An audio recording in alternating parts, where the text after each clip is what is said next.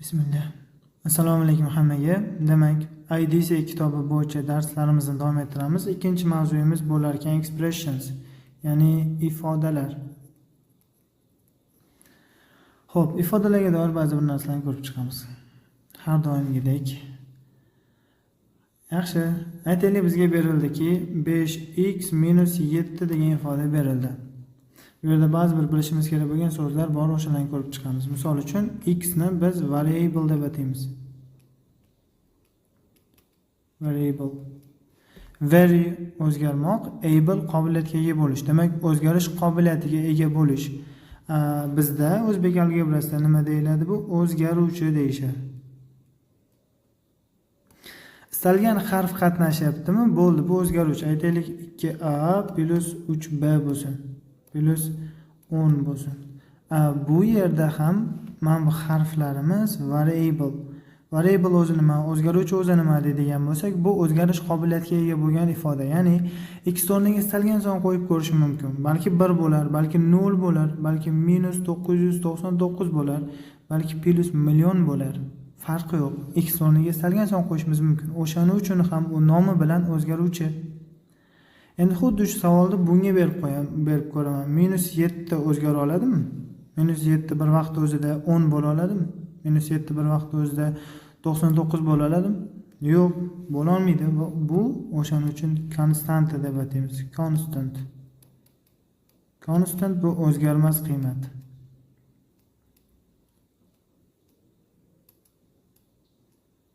Okay, o'zgarmas qiymat. Bizda yana 5 bor, e'tibor beradigan bo'lsak, 5 nimani beradi? 5 bizda koeffitsient.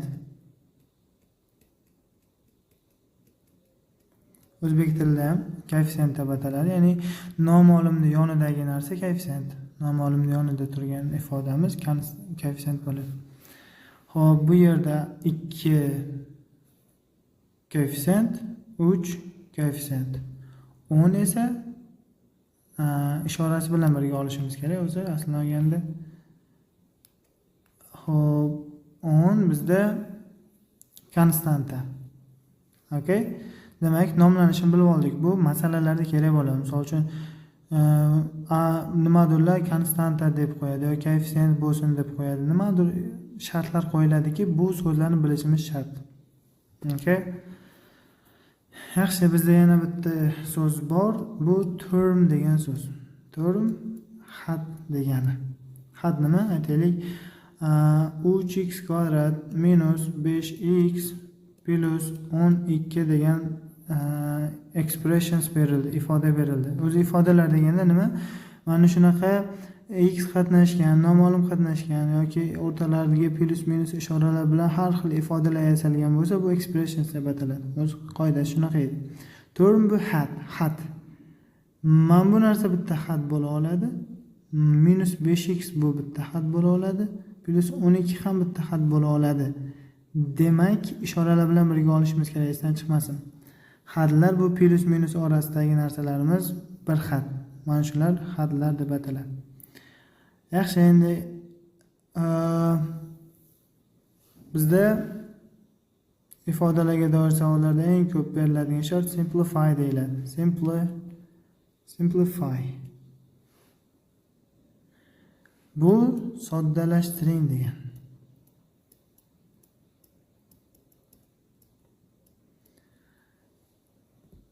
Ifodalarning, ya'ni expressionslarning kecha o'tgan mavzuyimiz tenglamalardan farqi nimada? Misol uchun 5x plus 2 teng 12 bo'ladigan bo'lsa, 2 ni bu yoqqa o'tkazamiz. X teng 2 degan qandaydir yechimga yetib boramiz, to'g'rimi? Bu tenglamada x teng nimadir degan yechimga yetib boramiz. Lekin expressionsda, ifodalarda unaqa narsaga yetib bormaymiz hech qachon. Bunda faqat soddalashtirish degan narsa bor. Misol uchun 5x plus 2x 7x bo'ladi. Ya'ni soddalashyapti xolos. Men bu narsani soddaroq ko'rinishda yozib qo'yganman. X ni teng nimadir degan yechimga hech qachon yetib borayotganim yo'q hozir men bu yerda. Tushunarli? Endi o'sha qoidalarni ko'rib chiqamiz. Birinchi qoidamiz bizda eng muhim qoida only like terms degan qoida. only like terms. Only degani faqat, like degani o'xshash, term boya o'tdikki bu ifoda, xat. Xo'p. Misol uchun, mana tepada ham bitta misol keltirdik. Yaxshi. 3x plus 5x teng bo'ladi 8x ga. Nega? Bu yerda 3x bor, bu yerda 5x bor. Demak 3 ga 5 ni qo'shsak 8x paydo bo'lib qoladi. Okay, buni hamma biladi, yaxshi. Lekin 3x plus 5y-chi teng 8xy bo'ladimi? Xo'p, yo'q, bunaqa bo'lmaydi. Mana qoidamizning sharti nima? Only faqat o'xshash hadlar, faqat o'xshash bo'lishi kerak. Mana bu x qatnashdimi? Bu tomonda ham x qatnashsagina soddalashtira olamiz. Ikkalasi ikki xil bo'lsa soddalashtirish imkoni yo'q, shu holaticha qoladi. 3x plus 5y deb yozib qo'yaman, bo'ldi. Buni soddalashtirish imkoni yo'q. Chunki bu ikkalasi butunlay ikkita narsa. Tushunarli? Ikkita har xil narsalarni unaqa soddalashtirib bo'lmaydi. Unday bo'lsa yaxshi. Bu holatda-chi aytaylik 3x plus 5x bo'lsa-chi? Natija 8x ko'p bo'ladimi? Yo'q. Yana yo'q. Bo'lmaydi. Nega? Chunki hozirgi qoidamiz bo'yicha only faqatgina bir xil bo'lsin. Bu yerda x bor, bu yerda x bor. Ha, bir xil-ku deyishingiz mumkin. Lekin bu vaholanki bir xil emas. Mana bu yerda 1 bor, bu yerda 2 bor. Darajalar 2 xil. Bo'ldi, bularni bir xil deya olmaymiz. Buni o'z holicha qoldirsak ham bo'ladi yoki soddalashtirib x ni qavsdan tashqariga chiqarsak bo'ladi. Buni sal keyinroq o'tamiz. Hozir muhimi 3 bilan 5 ni hisoblab, soddalashtirib teng nimadir yasab qo'ya olmas ekanmiz. Tushunarli? Bu only like terms qoidasi. Aytaylik, yana bittasi misol ko'rib ketaylik. Plus 5x bo'lsa, bunda x bor, hop bunda ham x bor. Unda 8xy bo'ladimi desak, yana qoidaga zid ish qilib qo'yamiz. Ya'niki bir xil bo'lmasa ham soddalashtirib qo'yamiz. Bu yerda bir xil emas, bunda y ham bor. Ya'ni bu x, y, bu esa x ni o'zi. Demak, buni ham soddalashtirish imkoni yo'q. Shu holaticha qoladi. Yaxshi. Endi ikkinchi qoidamiz bizda nomi distributive property deymiz-ku. Nomini yodlash shart emas, muhimi mohiyatni tushunib yetish. Qanaqa bo'ladi bizda misol uchun 3 x plus 4 berildi. Hop, distributive property nima deydi? Mana bu ko'paytiruv 3 bor-ku, qavsning ichidagi hammasiga tegishli deydi. X ga ham tegishli, 4 ga ham tegishli. O'shaning uchun prosta 3x plus 4 qilib ochib qo'ymaymiz deydi-da. Har biriga tegishli. Mana bunga ham tegishli, bunga ham tegishli. Qavsni tashlab olayotganimizda, qavsni ochayotganimizda har biriga ko'paytirib ochishimiz kerak degan. 3 ni x ga ko'paytirsak 3x, 3 ni plus 4 ga ko'paytirsak plus 12. Mana shu holatda ochilish kerak. Yoki-da minus 2 3x plus mana aytaylik minus 5 bo'lsin. Nima qilamiz? Tepadagi qoida. Endi ishoralarda ehtiyotkorroq bo'lamiz bu safar. Minus 2 ni plus 3x ga ko'paytirsak nima bo'ladi? Minus 6x chiqadi. Okay. Minus 2 ni minus 5 ga ko'paytirsak nima bo'ladi? 2 ta minus plus bo'lib ketadi. 10. 2 kere 5 10. Bo'ldi mana. Ba'zida double bo'lib kelishi mumkin. Nima degani u? Misol uchun x plus 3 x minus 2 holatda ham kelib qolishi mumkin.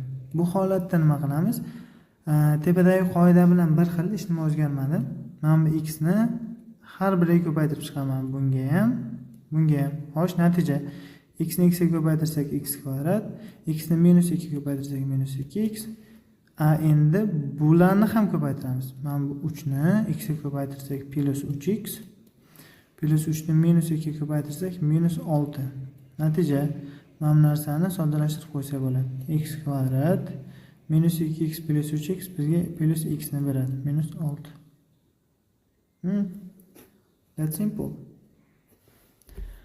Xo'p, davom etamiz. Endi hozirgi shu qoidaning g'irt teskarisini o'tamiz. Xuddi shu narsa. Xo'sh, misol uchun 6x kvadrat plus 9x berildi. Nima qilamiz? Bu yerda qavs tashqaridagini har biriga ko'paytirib qavsni ochib o'rgandik-ku, mana bunaqa holatga kelgandi. Endi bu safar qavsdan tashqariga bir xil ifodani chiqarib olamiz, ya'ni qavs paydo qilamiz. Hozir mana bunda qavsni yo'q qilgan bo'lsak, endi qavsni paydo qilishga harakat qilamiz. Uning uchun nima qilaylik? Qavs paydo bo'ladi, uning tashqarisida nimadir ifoda paydo bo'ladi, ichkarisida nimadir ifoda paydo bo'ladi. Tashqaridagi ifodalar ikkalasiga ham bo'linadigan son bo'lishi kerak. Hozir tepada ko'rdik-ku, tashqaridagini ikkalasiga ham ko'paytirib qo'yib o'tkazdik. Bu degani, mana bu narsa tashqarida turadigan narsa ikkalasiga ham bo'linadigan son bo'lishi kerak. Misol uchun 6 ga ham 9 ga ham bo'linadigan son nechi? 1 bo'linadi. Lekin bizga eng kattasini olishimiz kerak. 6 ga ham 9 ga ham bo'linadigan eng katta son nechi? Bu 3 bo'lib chiqadi. 3. Chunki 6 ham 3 ga bo'linadi, 9 ham 3 ga bo'linadi. Mana bunaqa ifodalardan nima qilamiz desak, o'zini yozaman va darajasi kichkinasini olaman. Mana bu yerda darajada 1 bor, yozilmasa-da. 2, demak kichkinasini olaman, ya'ni birligini olaman. Tushunarli? Xo'p, endi ichkarida nima bo'ladi desak, buni bo'lib mana bu narsalarni bo'lganimizdan keyingi natija qavs ichkarisiga yoziladi. Misol uchun 6 ni 3 ga bo'lamiz. 2 x kvadratni x ga bo'lamiz, ya'ni ikkita x bor edi, bitta x ni qavsdan tashqariga chiqarib oldik, bitta x qoladi. Xo'p, xuddi shu ishni bu uchun ham qilamiz endi. 9 ni 3 ga plus 9 ni 3 ga bo'lamiz, natija plus 3 chiqadi. X da bitta x bor edi, uni ham qavsdan tashqariga chiqarib oldik. Demak, mana bu yerda hech nima qolmaydi. X ning 0-darajasi, istalgan sonning 0-darajasi 1 ga teng. Buni yozib yurishimiz shart emas. Tushunarli bo'ldi? Nima qildik? Ikkalasiga ham bo'linadigan ifodani qavsdan tashqariga chiqarib yubordik. Mana bu narsani g'at teskarisini qildik. Xo'p, bu nima bo'lgan bo'lardi? Qarang. 3 ga ham 12 ga ham bo'linadigan son necha desak 3. Okay, 3 ni qavsdan tashqariga chiqarib yubordik. Qavs paydo bo'ldi.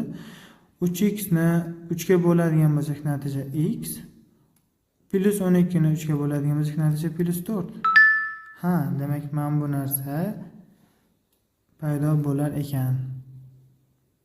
Tushunarli? Xo'sh, endi misollarga o'tsak. Nima deysizlar?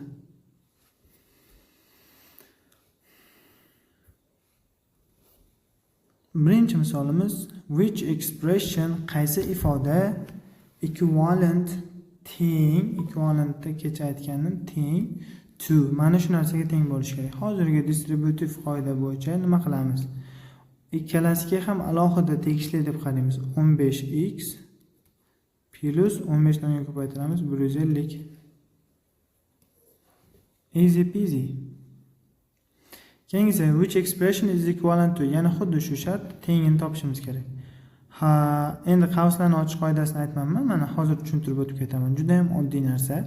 Qavslardan qutulish uchun, qavslardan tashlab olishimiz uchun, xullas, men buni qavsning yonidagi ishoraga qarayman. Mana bu yerda qanaqa ishora bor? Hech qanaqa deysizlarmi? Yo'q, hech qanaqa emas. Bu yerda plus ishora bor. Faqat yozilmaydi, bizga ko'rinmaydi. Qoida nima? Qavsning tashqarisida plus ishora bo'lsa, ichkaridagilarni hech nima o'zgarmaydi. Shunchaki qavs yo'q deb tasavvur qilaman. Men bu qavslarni yo'q deb tasavvur qilaman, xolos.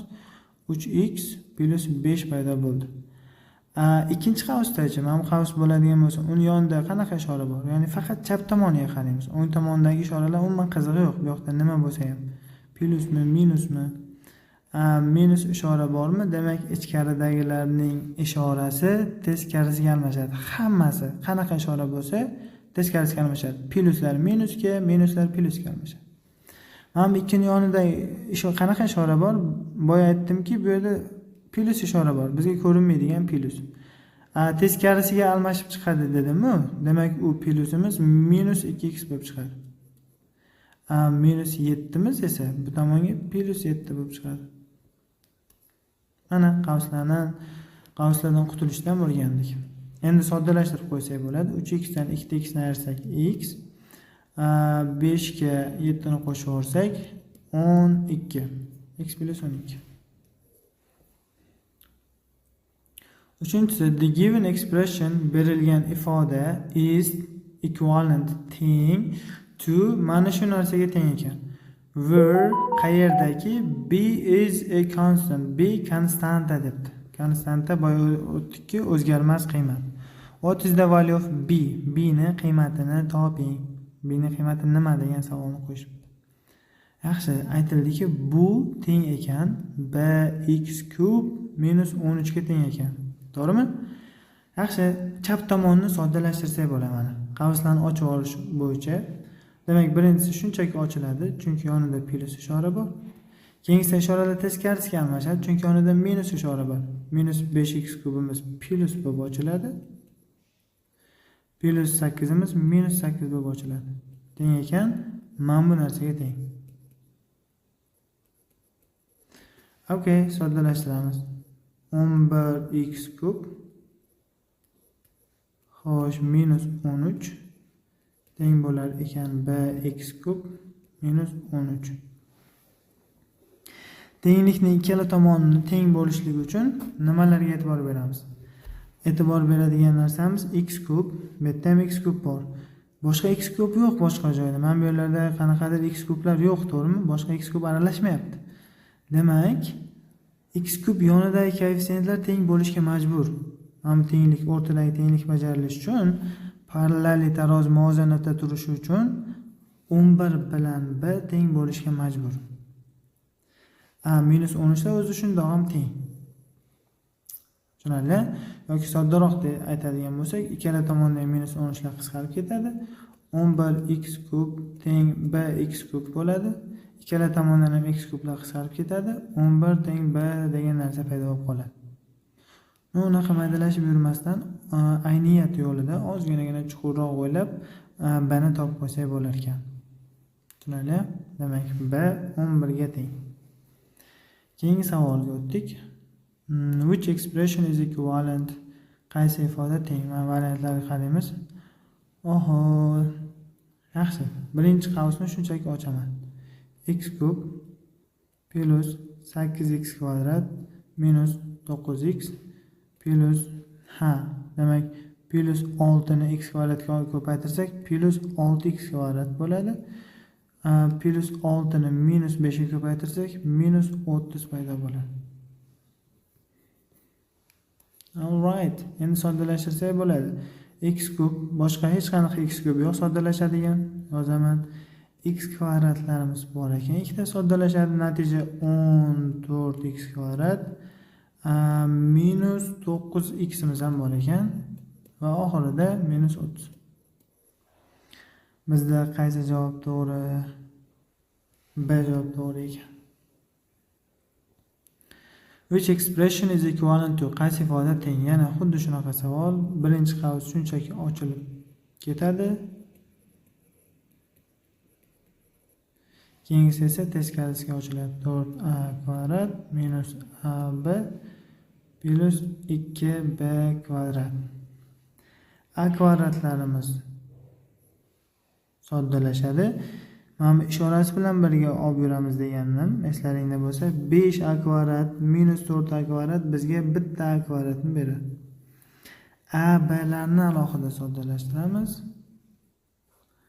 Xo'p, minus 3ab bor, bu yerda esa minus ab bor. Ikkita minus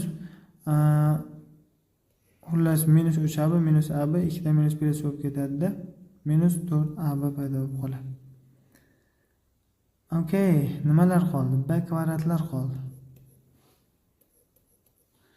Ikkalasini qo'shib olsak, plus 9b kvadrat.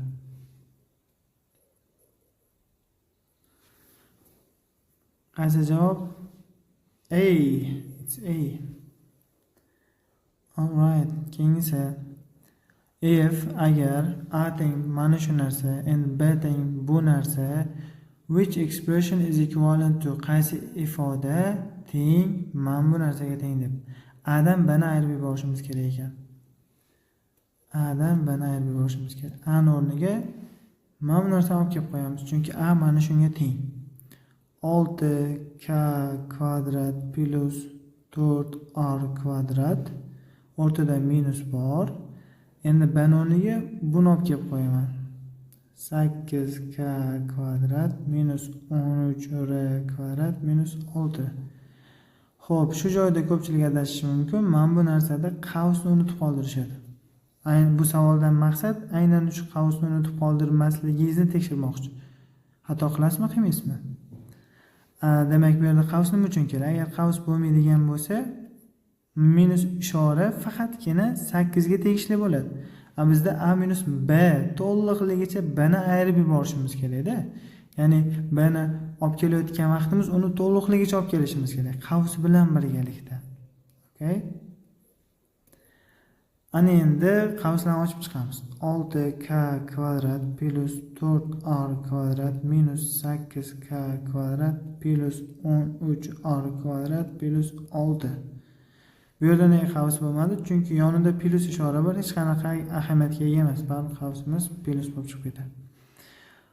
Yaxshi, k kvadratlarni soddalashtiradigan bo'lsak, minus 2k kvadrat. R kvadratlarni soddalashtiradigan bo'lsak, plus 17r kvadrat.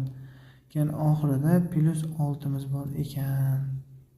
Bizda variantlardan eng yaxshisi it's A. Right? Yeah. Davom etamiz.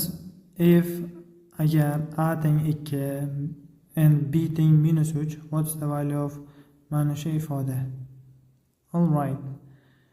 A noniga 2 ni, b noniga minus 3 ni olib borib qo'yamiz. Juda ham oddiy narsa, simple narsa, lekin mana bu narsaga diqqat bilan qaraydigan bo'lsak, zoom deydi. Bizda demak yaqinlashtirish. Sizlar uchun yaqinlashtirib beryapman, diqqatlaringizni jamlash uchun. Tanish tuyulyaptimi? Savol. Bitta a kvadrat minus 2ab plus b kvadrat.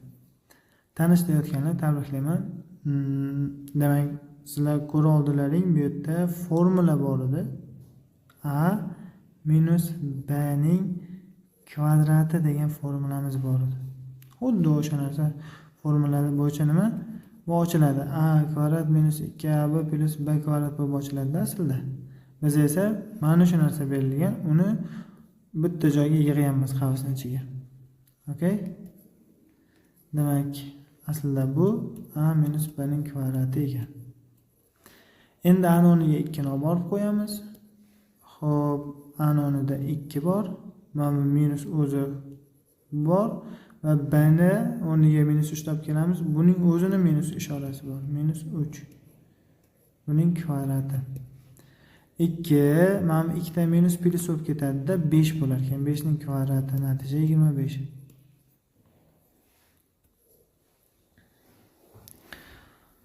Xo'p. Asosiy 2 ta 3 ta formulamiz bor, o'shalarni yozib qo'ying. Mana a plus b ning kvadrati teng a kvadrat plus 2ab plus b kvadrat. A minus b ning kvadrati teng bo'ladi a kvadrat minus 2ab plus b kvadrat. A kvadrat minus b kvadrat teng bo'ladi a minus b a plus b. SATda eng ko'p ishlatiladigan shu 3 ta qoidani yodlab olsak bo'ldi. Bizga qisqa ko'paytirish formulalari deyishadi. Xo'p, faqat bu har doim bunaqa sodda kelmaydi, chalkashtiruvchi bo'lib keladi. Uni formulaga tushishini ko'ra olishimiz kerak-da. Uning uchun ko'proq misol ishlashimiz kerak mana bunga doir. Okay, buni yozib olib, yodlab olasizlar. Hech qachon adashmaydigan darajada.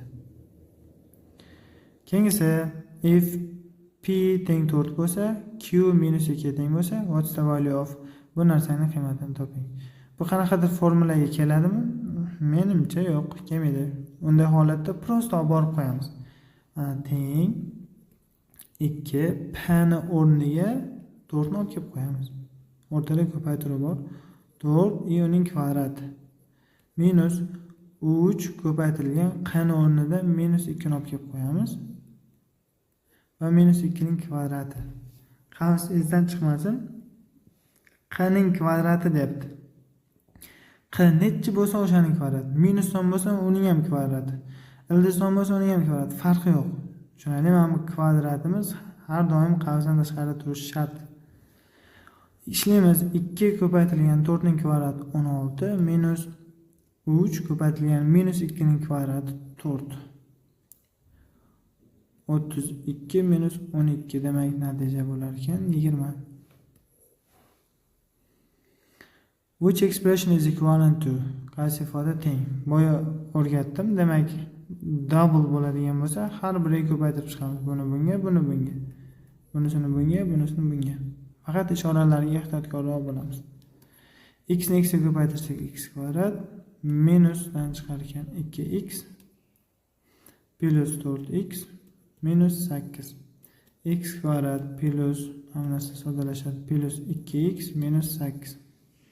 Bizning yaxshi variantimiz A.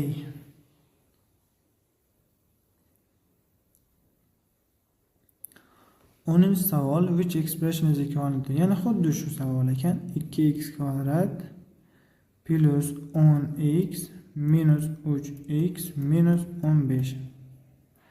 2x kvadrat plus 7x minus 15.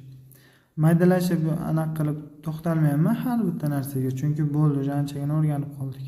Tez yozib ketaman. Hamma bilib turibdi nimalar bo'layotganini. Right? Hop, ana endi which expression is equivalent to debdi. Yana xuddi shu savol. Mana bu formulaga keladigandek tuyuladi, lekin aslida u kelmaydi. Mana 2 ning kvadrati, mana bu yerda formulada 2ab bor edi. Mana 4 qo'yganda formulaga kelardi. Demak, kelmaydimi? Bo'ldi. Unga qarab o'tirmaymiz. Ochib chiqamiz. Boshqa yo'l yo'q. X ni x kvadratga oshiramiz. Ko'paytiramiz x kub. X ni plus 2x ga ko'paytiramiz. Natija plus 2x kvadrat. X ni plus 4 ga ko'paytiramiz. Plus 4x. Okay, ana endi minus 2 ni x kvadratga ko'paytiramiz. Minus 2x kvadrat. Minus 2 ni plus 2x ga ko'paytiramiz. Minus 4x. Minus 2 ni plus 4 ga ko'paytiramiz. Minus 8. X kub bilan soddalashadigan narsani o'zi yo'q. Demak, x kubni o'zini yozib olaman. X kvadratlar bilan soddalashadigan narsalar bor ekan.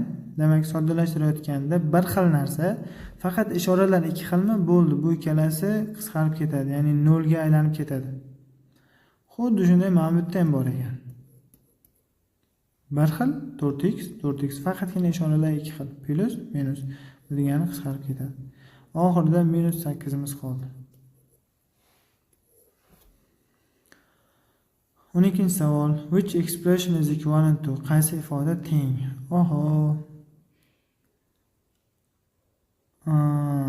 Buni ochib chiqarkanmiz, boshqa yo'l yo'q. 15 x ning kubiga kvadratni ko'paytirsak, darajalar qo'shiladi. X ning 5-si bo'lar ekan. Plus 8 kere 3 24, x ning 4-si. Mana bu yerda 1 bor, 3 ga 1 ni qo'shsak 4. Xo'p, demak bunisi bo'ldi. Endi bunisi minus 5x ning 4-si minus 8x ning kubi. Okay, endi bunisi plus 20x kvadrat plus 32x. Hop.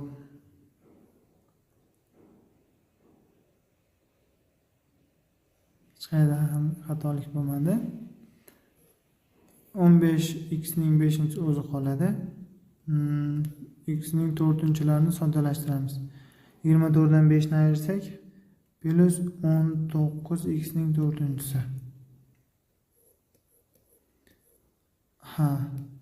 Demak, x kublar soddalashmaydi. Minus 8x kub. X kvadratlar ham soddalashmaydi. Plus 20x kvadrat. Plus 32x. Mana shunaqa javobni topishimiz kerak. A da. B da ekan, a?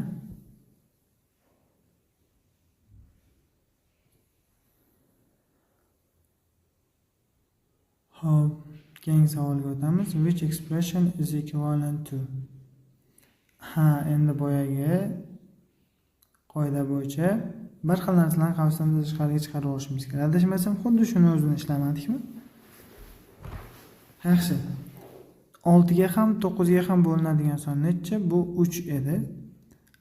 Mana bunaqa ifodalarda, ya'ni variablelarda darajasi kichkinasini olishimiz kerak. Demak, x ni olaman. 6 ni 3 ga bo'lsak 2, x ning kvadratini x ga bo'lsak x minus, ya'ni minus 9 ni 3 ga bo'lsak minus 3, x ni x ga bo'lsak 1. Demak, mana shu javob. Agar imkoni bo'lmay qolsa, variantlardan boraverasizlar. Bunday ochib chiqaman, mana bu narsa paydo bo'lib qolsa, bo'ldi, o'shani to'g'ri deb ketaveraman. Which expression is equivalent to? Yana bir xil narsalarni chiqarib olishimiz kerak ekan. 118 va 24 ga bo'linadigan son nechi? Variantlarga qarasak, hammasi 2 ekan. Demak, 2 ni chiqarib olamiz. Ya'ni 2 ga bo'linar ekanda u. 2 ni chiqaramiz. Variablelardan ikkalasida ham x bor, faqat darajasi kichkinasini chiqaramiz. X ning kvadratini. Y bu yoqda bor-u, lekin bu yoqda yo'q, to'g'rimi? Demak, y ni chiqara olmaymiz. Ikkalasiga ham bo'linish kerak edi chunki. Qavsdan tashqariga bular chiqib ketdi. Endi qavsni yozamiz. 118 ni 2 ga bo'ladigan bo'lsak, natija 59. X ning kubida x ning kvadratiga bo'ladigan bo'lsa, bitta x. Xo'p, minus 24 ni 2 ga bo'ladigan bo'lsak, minus 12. X ning kvadratini x kvadratiga bo'lsak 1. Y ni nimaga bo'lamiz? Hech nima yo'q. Demak, y ni o'zini yozib qo'yishim kerak men bu yerga. Bo'lmasa xato chiqadi. O'sha variantimiz bizda D. 15-chisi, which expression is equivalent to? Okay, that was great. Mana bu yaxshi savol. Kvadrat tenglamalarini hali o'rganmadik, lekin topa olamiz. Ozgina fikrlashimiz kerak. Buni variantlardan borib topib qo'ysalaring ham to'g'ri, xato demaymiz hozircha. Faqat hozircha. Endi ishlanish yo'lini o'rgatadigan bo'lsam, bu yerda nima? 2x kvadrat plus mana bu 7x ni shunday ikkita qismga ajratishimiz kerak. Plus 3. Shunday ikkita qismga ajratishimiz kerakki, ulardan x larni yo nimalarni chiqarib soddalashtirganimizda ikkala tomonda ikkita bir xil narsa paydo bo'lib qolishi kerak. Hozir nima dedim? Mana. Aytaylik, 7x ni men ikkita qismga ajratib yozaman. Bu misol uchun 6x plus x. Baribir natija 7x ga teng-ku. Nimaga unaqa ikkita bo'lakka bo'ldigunda nima keragi bor desalaring, men bu ikkita ifodani endi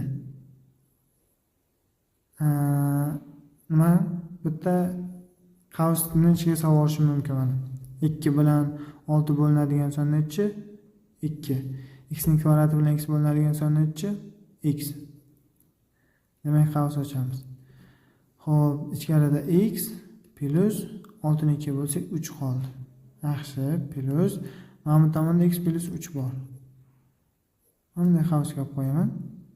Aslida shart emas, endi sizlarga yaqqol ko'rinishi uchun qavsga oldim. Ana endi ikkita bir xil narsa paydo bo'lib qoldi. Bularni ham qavsdan tashqariga chiqaramiz. O'zi qavsning ichida, lekin yana qavsdan tashqariga chiqarishimiz mumkin ekan. Qanaqa bo'ladi? Mana ikkita bir xil narsani yozib olaman. X plus 3. Xo'p, qavs ochamiz. Mana bu narsani x plus 3 ga bo'lib olsak nima bo'ladi desak, mana bular 2x ni o'zi qolib ketadi-da. X plus 3 ga qisqarib ketadi, 2x ni o'zi qolar ekan. Plus, xo'p, x plus 3 ni x plus 3 ga bo'lsak nima bo'ladi? 1 bo'ladi. Bo'ldi.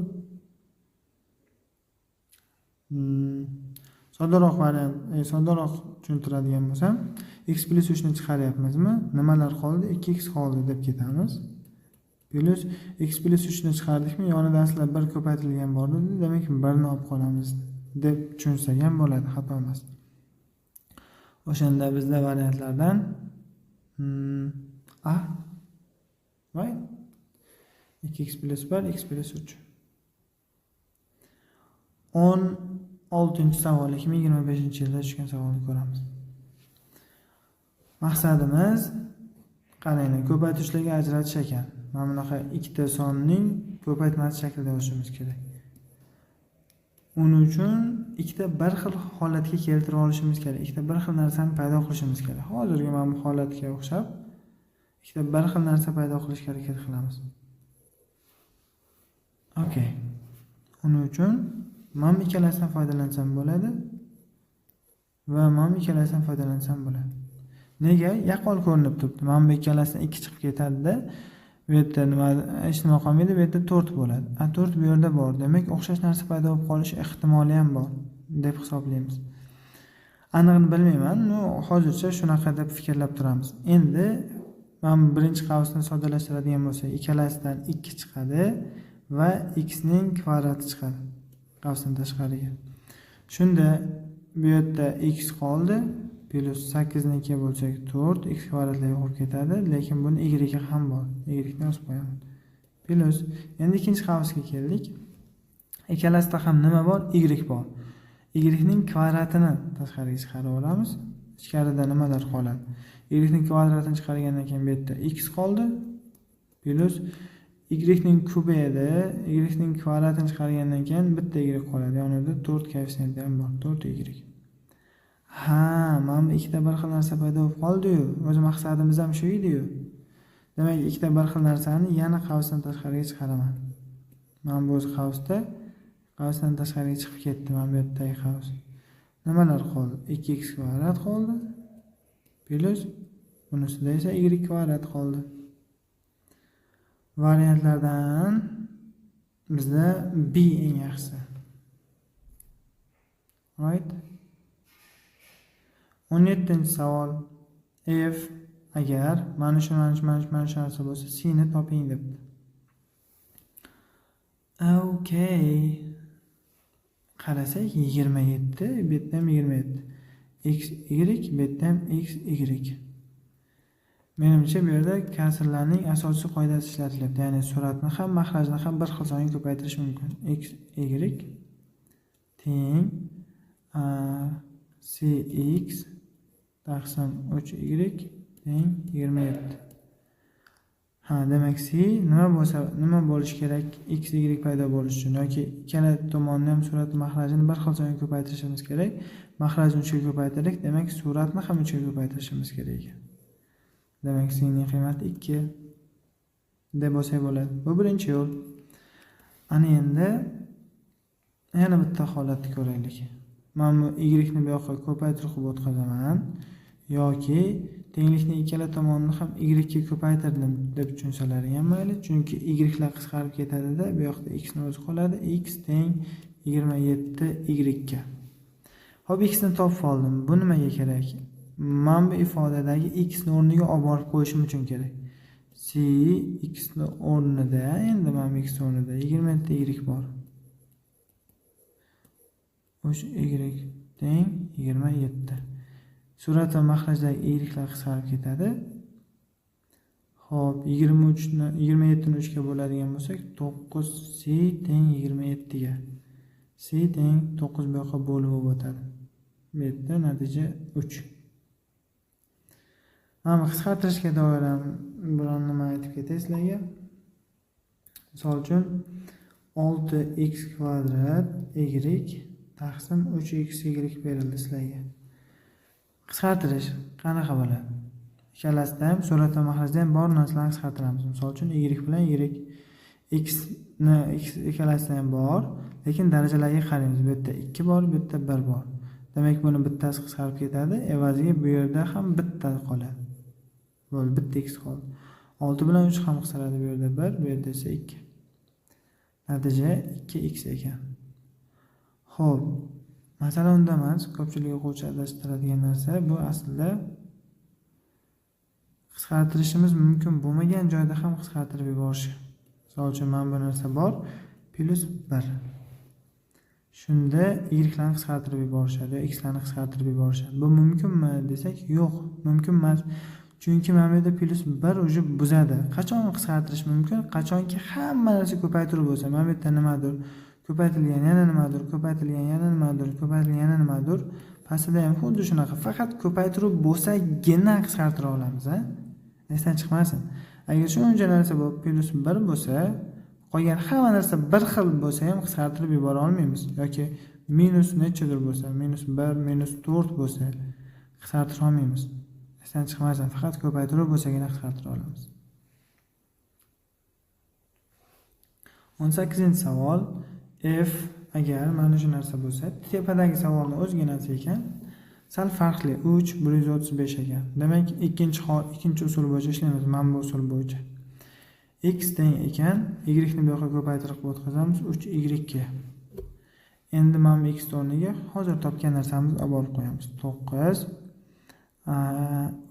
3y taqsim ty teng 135. Y'lar qisqaradi.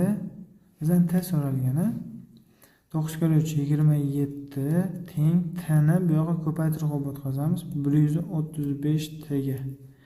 Endi ikkala tomonni ham 135 ga bo'lib olamiz. Negaki t'ni o'zi qolish kerak. Demak, t 27 taqsim 135 soddalashtirilgan holati, ya'ni qisqartirilgan holati 1 taqsim 5. Okay, keyingi savol. Which expression is equivalent to? Qaysi ifoda teng deyilibdi? Xo'p, bunaqa savollarda umumiy maxraj berishimiz kerak. Kasrlar, mana bitta kasr, ikkita kasr bormi? Ikkalasiga umumiy maxraj berishimiz kerak. Umumiy maxrajni qayerdan bilamiz? Mana bunaqa narsalar bor-ku, soddalashtirishimiz mumkin bo'lgan narsalar bor. Misol uchun ikkalasida ham x bor, yoki ikkalasida ham y bor. O'shalarni qavsdan tashqariga chiqarib ko'ramiz. O'xshaydimi, o'xshamaydi-mi bilmayman, lekin katta ehtimol bilan o'xshaydi. Xo'p. Birinchi kasrni o'z holicha qoldiramiz. Ikkinchi kasrni esa x bilan y ni qavsdan tashqariga chiqaramiz. X bilan y ni chiqarganimizda bunisida x qoldi, bunisida esa 9 qoldi. X minus 9.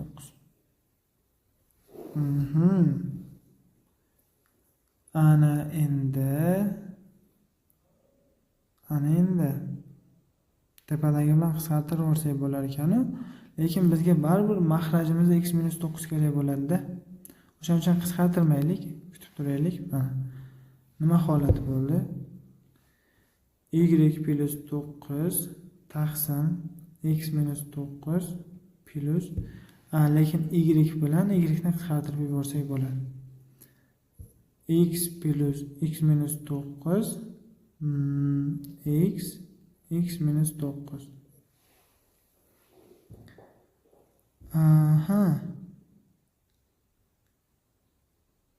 Keling, qisqartirib olaylik shuni ham. 1 minus 9 lar ham qisqarib ketsin. Tepada nima qoladi? Hech nima qolmaydi. Ya'ni qisqarib ketgandan keyin o'rnida 1 qoladi. Xo'p, 1 taqsim x ekan. Endi bularga umumiy maxraj berish salgina qulayroqda. Ikkita narsa, ikkita butunlay bir-biriga yaqin bo'lmagan narsalarning umumiy maxraji shunchaki ko'paytirib qo'yish bo'ladi. X minus 9. X ni x minus 9 ga ko'paytirdik va bunga nechtadan tushadi desak, ikkinchi kasrni maxrajdan borib qo'yaman. Bunga nechtadan tushadi desak, bu kasrni maxrajdan borib qo'yaman. Demak, x ni y ga ko'paytirsak x y, x ni plus 9 ga ko'paytirsak plus 9x. Xo'sh, o'rtada plus ishorasi bor. 1 ni x minus 9 ga ko'paytirsak x minus 9 chiqaveradi. Teng. Tepani soddalashtirsak ham bo'lar ekan.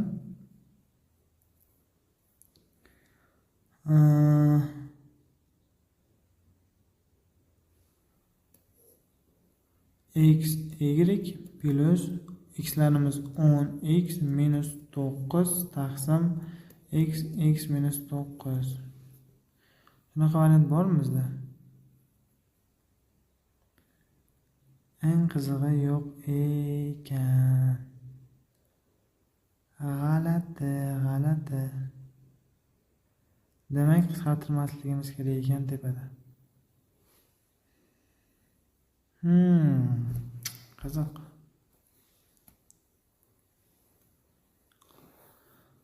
Qaytadan ko'rib chiqamiz. Bu ikkalasidan x y dan chiqardik. Okay, x minus 9. Ana endi umumiy maxraj beramiz ikkalasiga. E'tibor beradigan bo'lsak, bu yerda x minus 9 bor, x minus 9 bor. Yagona yetishmayotgan narsa x y. Demak, bunga x y dan beramiz. Maxraj demak bo'ldi. Umumiy maxraj holatiga keldi. X y ni x y ni y ga ko'paytirsak x y kvadrat paydo bo'ladi. Plus x y ni 9 ga ko'paytirsak 9x y paydo bo'ladi. Plus bu tomonni qavsni ochib yozaman. X y minus 9y bo'ldi. Teng tepadan soddalashtirsak bo'lar ekan.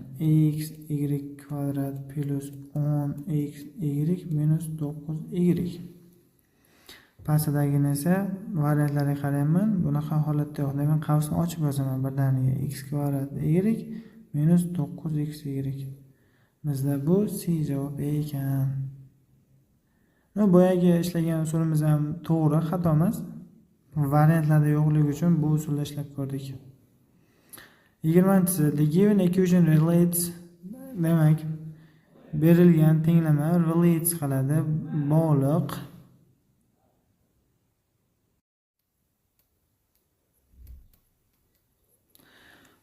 the distinct positive numbers. Distinct degani turli xil. Har xil. Positive numbers v, w, x larimiz hammasi pozitiv sonlar ekan va hammasi turli xil ekan. X, w, x ga bog'liq ekan. Mana haqiqatan ham v ni topish, ya'ni tenglamamiz to'liqligicha v, w, x orqali ifodalangan. Which equation correctly degan to'g'ri expresses ifodalaydi w ni to'g'ri ifodalaydi in terms of the v and x. Term nima edi? Hadlar. Demak, v va x hadlari orqali eng to'g'ri ifodalagan w ni topishimiz kerak ekan variantlar ichida. Tushuntira oldimmi? Savol. Xullas, men formula berildi. Formuladan w ni top debdi. W ni chiqarib ber debdi. Fizikani o'qigan o'quvchilar uchun bu savol umuman bo'lmaydi. Chunki ular formuladan formula yasab berib anchagina ko'nikib qolishgan. Xo'sh, bundan w ni topishimiz uchun minus 150 hal qilib beryapti. Ikkala tomonni ham bu yoqqa yozib olayman. V teng hop w minusni bunga tegishli deb yozib turay. Minus 150x. W ni topmoqchimanmi? Men bu narsa bu yoqqa ko'paytirib o'tadi. To'g'rimi? Oddiy narsa. Yoki ikkala tomonni ham ko'paytiryapmiz deb tushuninglar. Farqi yo'q. Ikkalasi aslida bitta narsa. Kimga qanday qulay bo'lsa o'sha. Xo'p, ko'paytiryapmiz. Minus 150x ga. Maqsadimiz mana buni qisqartirib olish. Demak, minus 150x v teng ekan w ga. O'shanaqa javobim? Yeah, it is A. 21. Xo'p, demak bundan buyog'iga menimcha hammasi in terms of savollari. In terms of savollarini mana bu masalalarni hammasini to'liq o'qib chiqishim shart emas. Savolda faqat which equation correctly represents the value of c. C ni topsak bo'ldi. Mana shu ifodadan c ni topishimiz yetarli. Xo'sh, uning uchun nima qilamiz? Mana bu n ko'paytirib bo'lib turgan bo'lsa, bu yoq ham bo'liq qilib o'tkazib olamiz. P taqsim n teng bo'lar ekan 28 minus c ga. C ni o'zini topishim kerak. Minus c ni bu yoqqa o'tkazib yuborsam plus c bo'lib o'tadi. Shunda c teng bu tomonda 28 imiz bor. Amami kasr esa bu tomonga minus bo'lib o'tadi. Minus p taqsim n. O'shanaqa variant izlaylikchi qani? Bizda it's D. All right. 22 savol. Solve for A. A ni topishimiz kerak ekan. In terms of B, X, Y. B, X, Y orqali, y orqali topishimiz kerak. Xo'p, nima so'ralayotgan bo'lsa, ifodadan o'shani ajratib olaman. Bitta AX bor, yana izlayman. A bormi yana? A yo'q ekan. Okay, demak shuning o'zi tenglikni bir tomonda qolish kerak. Qolgani hamma narsa ikkinchi tomonga o'tib ketish kerak. In terms of savollarida mana tartibda o'rgating. Nima so'ralayotgan bo'lsa, o'sha qatnashgan hamma narsa tenglikni bir tomoniga o'tsin, qatnashmagan hamma narsa ikkinchi tomonga o'tib ketsin. Bu yerda bittagina mana shu ifoda ekan. Qolganlarda a qatnashmagan. Demak, ular boshqa yoqqa o'tib ketish kerak. Mana minus y xalaqit beryaptimi? Bo'ldi, bu yoqqa o'tib ketish kerak. Shunda ax teng bx y plus y minus y'imiz bu yoqqa plus y bo'lib o'tib ketadi. Ani topmoqchiman men. X xalaqit beryapti. Endi ikkala tomonni ham x ga bo'lib yuboraman. Shunda x lar qisqaradida a ni o'zi paydo bo'lib qoladi. A teng mana shu narsa. Bizda ajob. 23. For positive constants a and b, pozitiv bo'lgan a va b konstantalari uchun the equation tenglama is equivalent to mana shu tenglama teng bo'lishi kerak ekan variantlardan. Variantlarga qarasak hammasi x. Demak, in terms of savoli bu ham faqat in terms of degan so'zni ishlatmagan holda savol berilyapti. Ya'ni mana shu narsadan x ni topishimiz kerak bo'ldi. Xo'p, unday bo'ladigan bo'lsa, kasrlarda umumiy maxraj berishdan boshqa yo'limiz yo'q. A ham noma'lum, B ham noma'lum. Umumiy maxraj ikkalasini ko'paytirishim kerak. Bunga betadan ketadi. Demak, bx plus bunga esa a tadan ketadi. Ax teng 1. Xo'p, tepadan mana a bni bu yoqqa ko'paytirib o'tkazib yuboraman. X larni qavsdan tashqariga chiqarib yuborsak, b plus a x teng bo'ladi. AB ni 1 ga ko'paytirsak AB. Demak, bizdan x so'ralgan. X topishim uchun xalaqit berayotgan narsa mana bu. Demak, ikkala tomonni ham xuddi shu narsaga bo'lib yuborishim kerak. B plus a mi, a plus b mi farqi yo'q. Qo'shishda joyni almashtirganda farqi yo'q. Demak, qisqarib ketadi-da x teng a b taqsim a plus b paydo bo'lib qolar ekan. Bizda A javob. 24-savol. The given equation relates the positive variable. Yana xuddi shu savol. Xullas q ni topishimiz kerak ekan. Q ni. Bizda q mana bu. Okay, buni topishimiz uchun bu qatnashgan hamma narsa bir tomonda qoladi, ya'ni shuni o'zi qoladi. Qolgan narsalar mana bu narsalar bu tomonga o'tib ketish kerak. Okay? Yaxshi. 12 taqsim p o'zi bor mana. Buni bu yoqqa o'tkazdik, plus bo'lib o'tadi. 12 taqsim r. Buni ham bu yoqqa o'tkazib oldik, plus bo'lib o'tadi. 12 taqsim s teng 12 taqsim q. Hammasini tepasi 12. Nimadir soddaloq yo'li bormi desak, yo'q, hech qanaqa sodda yo'l yo'q. Bunga umumiy maxraj berishimiz kerak. Umumiy maxraj 3 ta noma'lumga, 3 ta p r s.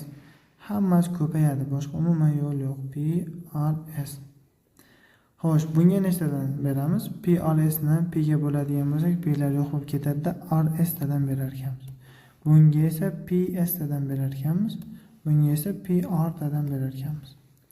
Shunda 12 xo'p r s plus 12 ps plus 12 pr.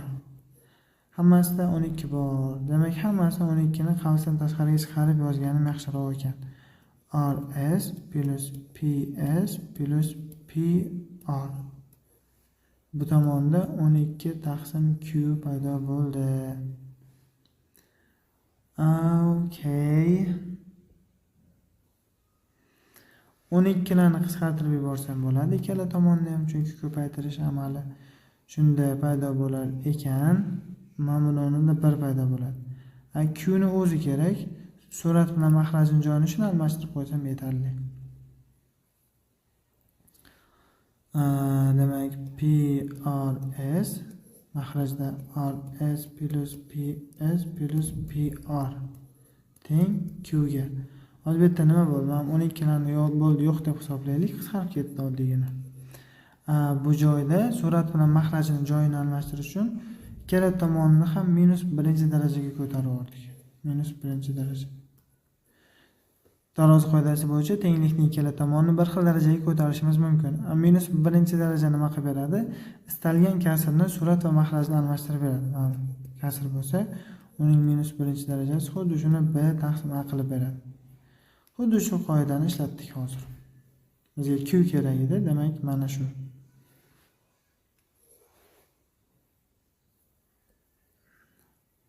Yigirma beshinchi savol. The given equation, yana xuddi shu in terms of savoli b ni topishimiz kerak ekan. Mana bu joylari umuman qiziqmaydi. Masalan, o'qimasdan ham bilsak bo'ladi. In terms of savolmi? Masalan, o'qimasdan, vaqtni ketkazmasdan ishlaymiz. Lekin hozir tayyorgarlik ko'rayotganlaring uchun masalan o'qib har bitta bilmagan so'zlaringni yozib olib, tarjima qilib o'rganganlaring yaxshiroq. Okay? B ni topishimiz kerak. Bizda bitta b bor. Bu bu yoqqa o'tib ketadi. B kvadrat teng 11d minus 7c. Endi b kvadratni topdik. Bizga esa b kerak. O'shaning uchun ikkala tomonni ham ildizga solamiz. Ildizga solganda ildiz bilan kvadrat yo'qolib ketadi. B teng ildizga solganimiz uchun bu plus minus bo'lib qoladi. 11d minus 7c. Nega plus minus bo'lib qoladi deydigan bo'lsak, misol uchun aytaylik, x kvadrat teng 25 degan tenglama bor deylik. Tepaga qaramang, prosta o'zim alohida. X nechi bo'lishi mumkin? X 5 bo'ladi, to'g'ri. Bittada 5 ligini hamma biladi, lekin bu yagona yechim emas. X 5 bo'lsa, x teng minus 5 bo'lishi ham mumkin. Nimaga? Chunki x minus 5 bo'lsa, minus 5 ning kvadrati baribir 25 ga teng-ku. O'shaning uchun ildizdan chiqarayotganimizda nima ish qilamiz? Bu yerda ildizdan chiqarayotganimizda mana x teng bitta yoniga plus minus ishorasini qo'yib qo'yamiz. 5. Demak, x ham 5 bo'lishi mumkin, ham minus 5 bo'lishi mumkin. Tepada ham xuddi shu holat bo'ldi. Xo'p, variantlardan izlaydigan bo'lsak, bizda bu D. 26-savol. X ni topishimiz kerak. Masalan, o'qimadim. Qarasam bitta x qatnashibdi, yaxshi. 7g ni bu yoqqa ko'paytirib o'tkazib o'ramiz. 7fg paydo bo'ladi. Teng qavsni ochib olamiz.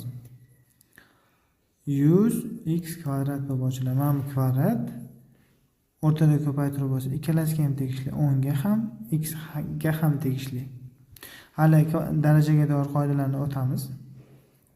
Endi x ni o'zi qolishligi uchun 100 xalaqit beryapti.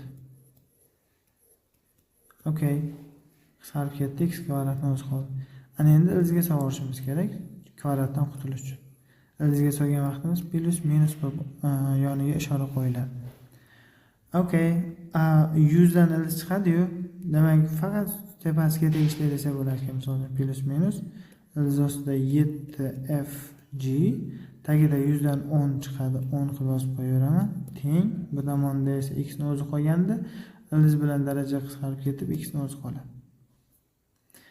Demak, bizning natija A. A student o'quvchi answered X questions correctly. O'quvchi javob berdi, X ta savollarga to'g'ri javob berdi. From the first section, birinchi qismdan, and demak X ta savolga javob berdi, and Y questions correctly from the second section. Ikkinchi qismdan esa Y ta savolga to'g'ri javob beribdi. His total score was, total degani yozib olamiz, jami bali, score ball was 190 point bo'libdi. Which can be represented by the equation. Qandayki, mana bu ifoda orqali ifodalasa bo'lar ekanda. Mana shu joydan qaranglar-da. Jami 190 ball olgan bo'lsa, ozgina kallani ishlataylik. Bu ball 190 ball. X bu savollar soni. Shunda 5 nimani ifodalashi mumkin?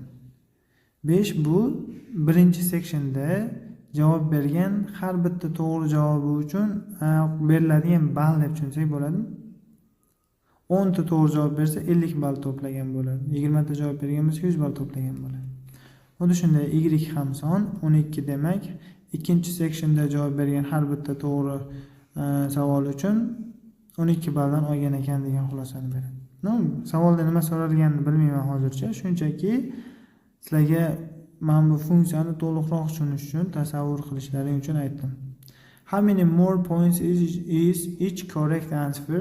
Nechta ko'proq ball? Each correct answer bitta to'g'ri javob from the second section, ikkinchi bo'lak, ikkinchi qismdan Words compared to each correct answer from the first section. Xullas, oxirida savolda aytilyaptiki, ikkinchi qismda to'g'ri javob, har bitta to'g'ri javob bergani uchun oladigan balli, birinchi qismda har bitta to'g'ri balga to'g'ri javobga beradigan ballidan nechta ko'proq deyapti-da. Juda maydalashib ketdi. O'zi tarjima sal qiyinroq chiqadi bunaqa savollar. Mana bu ingliz tili darajada tarjima darajalarini oshirsalaring, bu darajada qiynalmaysizlar. Xo'p, bundan har biriga 12 ball olyapti, bunda esa har biriga x ball olyapti. Savolda aytilayotgan narsa qancha ko'proq oladi debdi. Demak, shunchaki 12 dan 7 ni ayirib qo'yamiz, 5 ni ayirib qo'yamiz, teng 7 da bo'ldimi? Shunchalik qiyinmi? Ha, keyingisiga o'taylik. Savolda demak o'qishim shart emas, lekin masalaningiz uchun o'qish shart emas, lekin sizlar o'qiganlaring yaxshi. Men vaqtdan o'tkazmaslik uchun ishlab ketaveraman. Savolda v ni topishimiz kerak. Hattoki savolga qaramadim, variantlarga qarasam hammasi v bo'lib yotibdimi? Bo'ldi. Bilamanki, aniq savoldan v so'ralyapti. Okay, 2 dan bu yoqqa o'tkazib 2k teng 49v kvadrat. 49 ni bu yoqqa o'tkazib bo'luv qilib 49 bu tomonda yo'q bo'lib ketadi. Endi ikkala tomonni ham ildizga solamiz. Plus minus bo'ladi. Xo'p, ildizga solganimizda esa 2 bo'ldi. Menimcha eng yaxshi variant A. 49 ni ildizdan chiqarib 7 qilib yozamizmi ekan desam, yo'q, hojati ham yo'q ekan. A javobimiz xuddi shu narsani berganimizga. 29-si, the kinetic energy K in joules of an object was given by the formula. Kinetik energiyani aniqlaydigan formulamiz bor ekan. Where m bu yerda massa ekan. Kilogramlarda, and v the velocity tezligi ekan of the object. Objektning tezligi in meters per second. Sekundiga necha metr yurishi. If the kinetic energy of a certain object can be found by using the formula, xuddi shu formulani ishlatibdi-da, kinetik energiyasi mana bunga teng ekan degan xulosaga kelibdi. What is the mass of the object? Massani toping, mana toping deb. Demak, formulani ishlatishgan, tepadagi formulani 1/2 mv kvadratni ishlatishganda natija 98v kvadrat degan xulosaga kelishgan. Qarasak, ikkala tomonda ham v kvadratlar bor. Bu qisqarib ketadi-yu.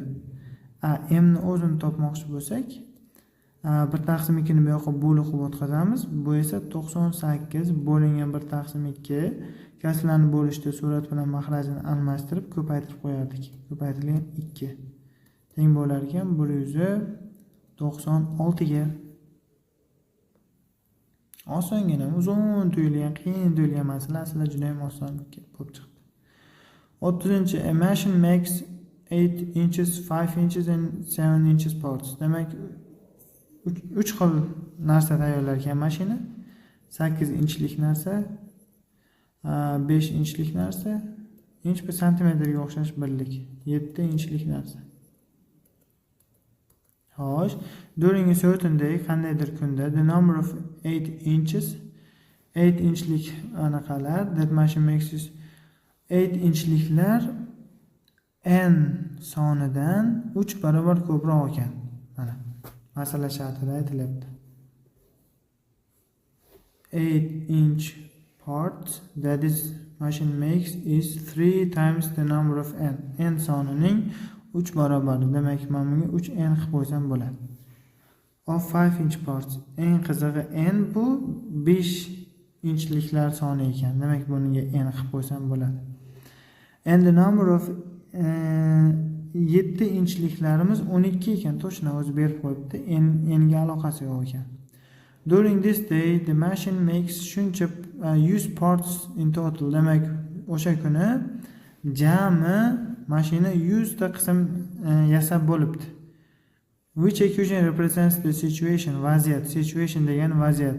Qaysi tenglama vaziyatni eng zo'r ko'rsatib beradi degan.